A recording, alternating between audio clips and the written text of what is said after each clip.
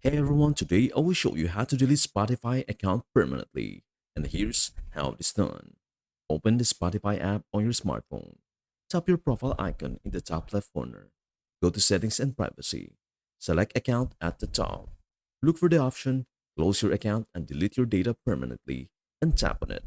Follow the on-screen steps and scroll down to select Continue to close your account. Confirm by tapping I understand, then continue.